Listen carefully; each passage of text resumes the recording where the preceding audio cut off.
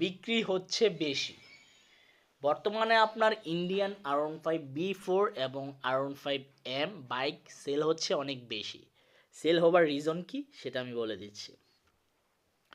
অন্যান্য মডেলের বাইক বা ইন্দোনেশিয়ান R15B4 বা R15M বাইকের প্রাইস যে হারে বৃদ্ধি পেয়েছে, ওই তুলনায় কিন্তু আপনার ইন্ডিয়ান R15B4 বাইকটির প্রাইস তেমন বেশি বৃদ্ধি পায় নাই, মানে সেম।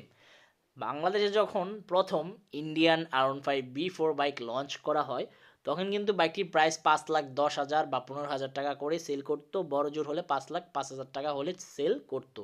বাট এত কিছুর পর বা এত ডলার সংকট বা ডলার রেট বৃদ্ধি পাওয়ার পরও কিন্তু আপনার ইন্ডিয়ান R15B4 বাইকের প্রাইস কিন্তু আহামরি বৃদ্ধি পায় নাই। বর্তমান আপনার R15B4 আস্কিং প্রাইস চলতেছে আপনার 5,50,000 টাকা। 5,50,000 টাকা আস্কিং প্রাইস চলতেছে ইন্ডিয়ান R15B4 বাইকটি।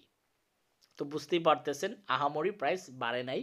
এই জন্য মানুষের বাজেট এখন নিয়ে প্রবলেম হয় বিদায় ইন্ডিয়ান বাইকই বেশি ক্রয় করতেছে।